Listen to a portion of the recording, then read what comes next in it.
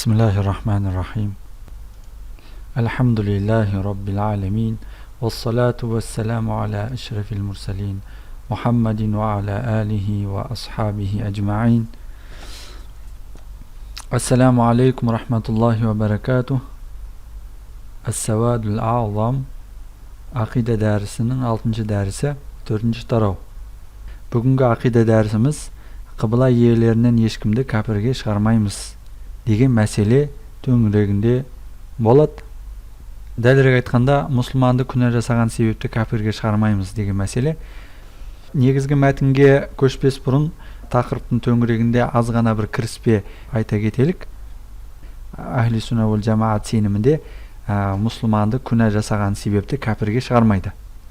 Ол істеген күнәсі үшін Алланың алдында жауап береді, бірақ біздің назарымызда кәпір емес, күнәһар мұсылман ретінде саналады.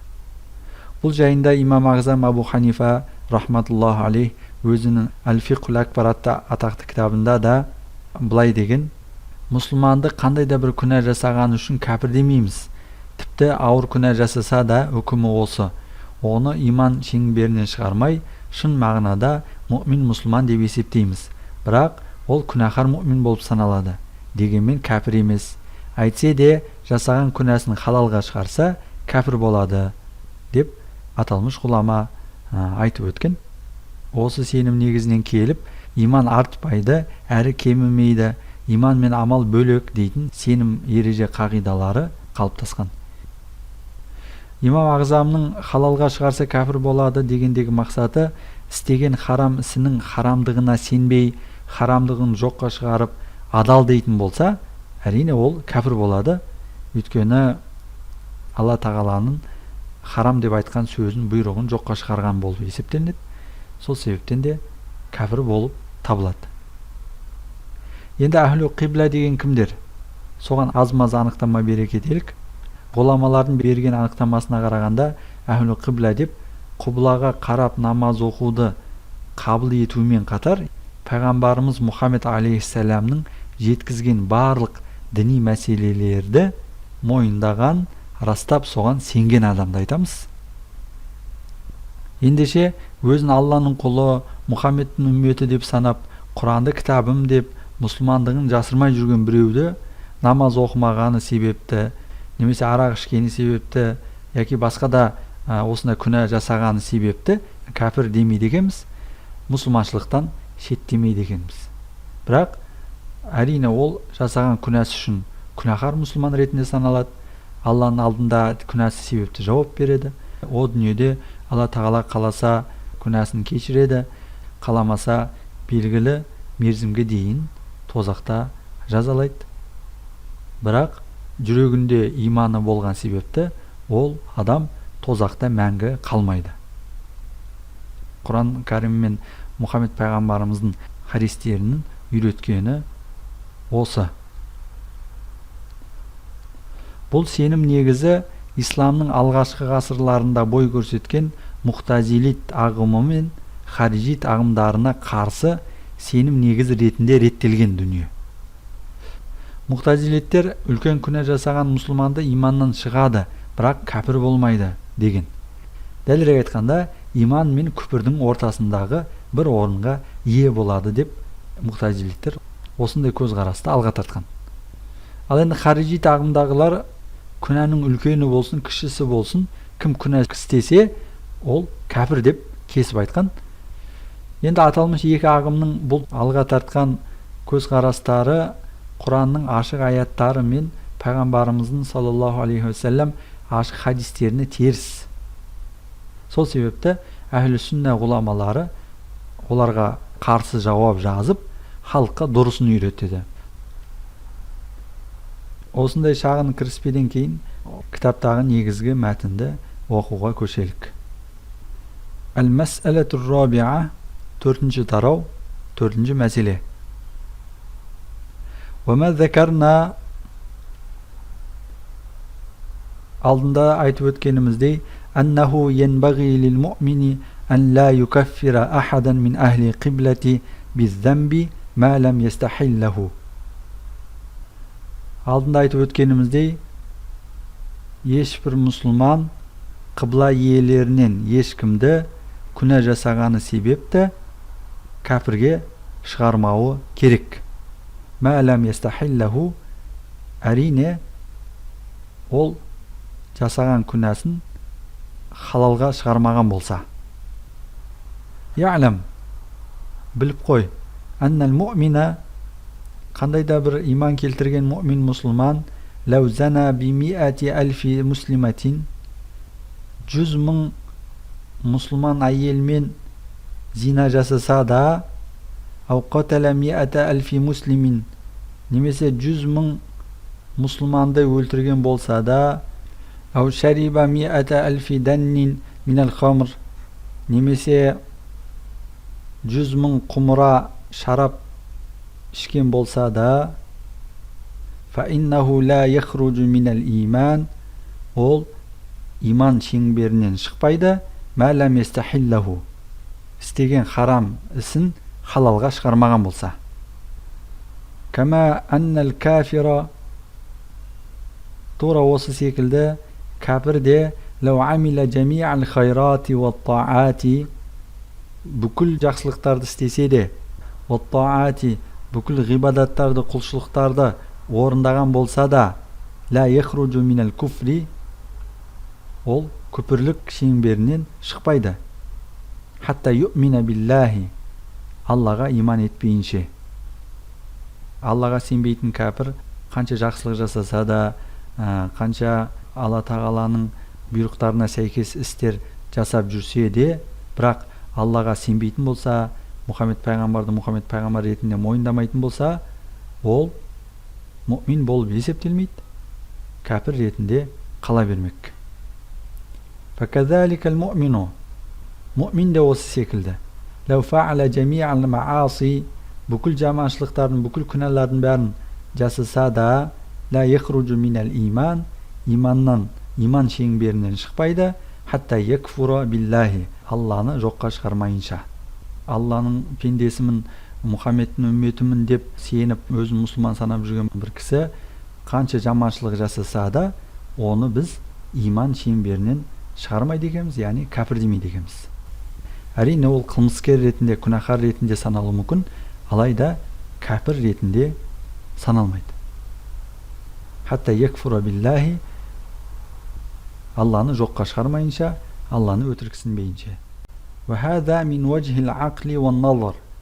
Бұл логикалық тұрғыда ақыл тұрғысынан айтылған дәлел, ал енді нақыл тұрғысынан дәлел келтіретін болсақ, яғни Құран хадистен дәлел келтіретін болсақ, Аля тара анналлаху та'ала амрал муъминина бит-таубати.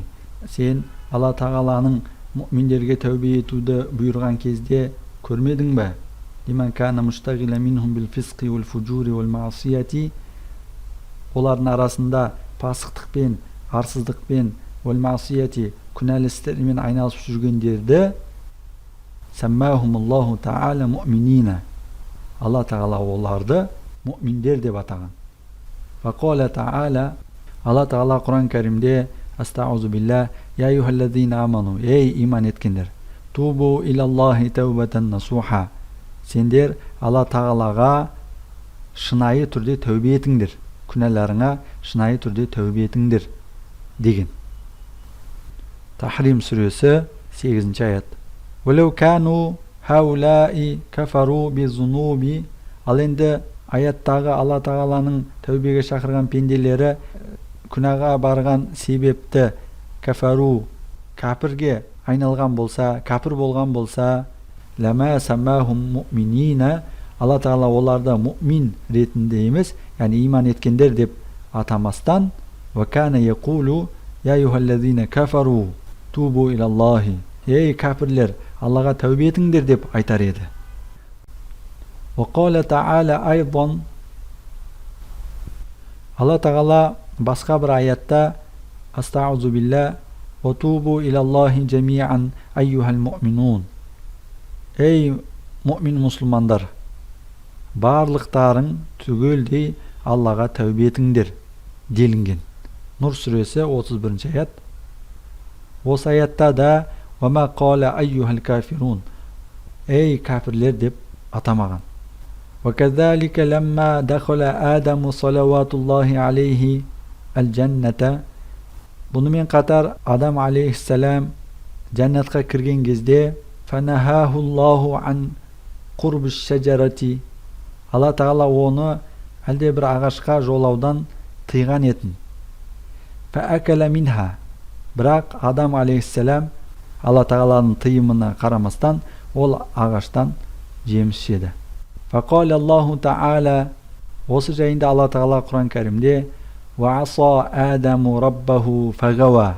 Адам алейхиссалам Раббысына қарсы келіп фағауа, осылайша адасты делінген аятта. Енді Алла тағала осы аятта وما قال وكفر آدم بربه. Адам Раббысына күпірлік етті деп айтпады. Егерде Алла тағаланың бұйрығына қарсы амал жасау, яғни күнә жасау күпірлік тудырар болғанда, Алла тағала Адам алейхиссаламды кәпір деп айтар еді. Бірақ Алла тағала оны кәпір деп айтқан жоқ. Алла тағаланың бұйрығына қарсы келіп, фағауа, жолдан тайды деп отыр. Бұл да күнә жасаудың, яғни Алла тағалаға сене отырып, бірақ оның бұйрықтарын істемеген адам, тыйғаннан тыйылмаған адам кәпір емес, күнәһар болатындығына дәлел. وكذلك شرب هاروت وماروت الخمر فقصد الزنا. Осыған ұқсас басқа бір деректе Харут пен Марут періштелері әл-хамра шарап ішіп фақасада зина жасауды ойлады. Суммахтара азабад дуния аля азабил ахира. Осыдан кейін олар осы дүниедегі азапты ақыреттегі о дүниедегі азаптан артық көріп, осы дүниедегі азапты таңдады. Олам екфура, олар жасаған істер себепті кәпірге шықпады. Ғалымның бұл жердегі Харут пен Марут періштелеріне қатысты берген дерек негізден алып қарағанда хадис аяттарда жоқ. Бұл көбінесе Исраилат деректер қатарына жатады. Исраилат дегеніміз Құран кәрімде айтылған кейбір қисса оқиғаларға қатысты әхли китап, яғни христиан немесе яһуди ғұламаларынан жеткен риуаяттар, яки бұрын әхли китап санатынан болып кейін мұсылман болған кісілерден жеткен риуаяттар Исраилатқа жатады. Мұндай риуаяттар Құран кәрімнен алдыңғы түскен кітаптарға немесе сол кітаптарға жасалған түсініктемелерге сүйенетіндіктен көп ғұлама мұндай риуаяттарды дәлел ретінде алу дұрыс емес деген. Сол себептен мұндай деректерге сақтықпен қараған дұрыс болады. Дегенмен дәлел ретінде келтіруге болады деп санағандар да болған. Ары қарай оқимыз. Ва'лам, біліп қой, аннал му'мина лам якфур би-зунуби. Ешбір мұъмин мұсылман күнә жасаған себепті кәпір болмайды. Ахбарана сиқату, хадистер сиқа дәрежесіндегі кісілердің биснадихим сәнедімен қоса ан арбаина нафсан мина сахабати 40 шақты сахабадан бізге жеткізген бір хадисте күллухум мимман шахида бадран, барлығы Бәдір соғысына қатысқандар. Ва аджмау күллухум аля анна расул, осылардың барлығы бір ауыздан пайғамбарымыздың былай дегенін айтқан. Қала, пайғамбарымыз былай дейді ол риуаятта. Сабатун минал худа, 7 нәрсе тура жолдан болып есептелінеді. Ва фихинна аль-жамаату, көпшілік сол 7 нәрседе. Яғни алдыңғы дәрістерімізде тура жолда болып есептелінетін көпшілікте осы 7 нәрсені ұстанған деп отыр пайғамбарымыз саллаллаху алейхи вассалам.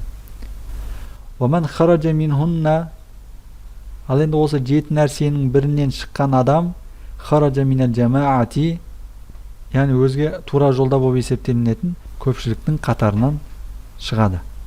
Біріншісі ولا تشهدوا على أهل القبلة بكفر ولا بشرك ولا بنفاق. Qibla иесін кәпір деп, яки мушрик деп, немесе мұнафиқ деп айыптамаңдар. وَذَرُوا سَرَائِرَهُمْ إِلَى اللَّهِ تَعَالَى. Олардың ішкі жүректегі, көңілдегі нәрселерін Аллаға қалдырыңдар. Екіншісі, وَصَلُّوا عَلَى مَنْ مَاتَ مِنْ أَهْلِ الْقِبْلَةِ. Qibla иесінен болған әлде біреу қайтыс болса, оған жаназа намаз оқыңдар. Қанша күнәһар болса да, өзін мұъмин мұсылман санайтын кісі қайтыс болса, оған жаназа намаз оқылады. وَاشْهَدُوا الصَّلَوَاتِ الْخَمْسَ وَالْجُمُعَةِ. 5 уақыт намазды оқыңдар. وَالْجُمُعَةِ. және де жұма намазын оқыңдар. وَصَلُّوا خَلْفَ كُلِّ بَرٍّ وَفَاجِرٍ. Төртіншісі, барлық игі және жаман адамның артында тұрып, ұйып намаз оқыңдар. Мынау жаман, мынау жақсы демей, мұъмин мұсылман болса, оның артында тұрып намаз оқыңдар. وَجَاهِدُوا عَدُوَّكُمْ مَعَ كُلِّ أَمِيرٍ. Басшыларыңмен бірге дұшпандарыңа қарсы соғысыңдар. وَلَا تَخْرُجُوا عَلَى أَئِمَّتِكُمْ بِالسَّيْفِ. Басшыларыңа қылыш көтеріп шықпаңдар. وَإِنْ جَارُوا. Зұлымдық еткен болса да. فَادْعُوا لَهُمْ بِالصَّلَاحِ وَالْعَافِيَةِ. Оларға тауфиқ пен дұрыстықты, وَالْعَافِيَةِ амандықты тілеңдір. وَجَانِبُوا الْأَهْوَاءَ كُلَّهَا. Барлық нафсанияттан ұзақ тұрыңдар.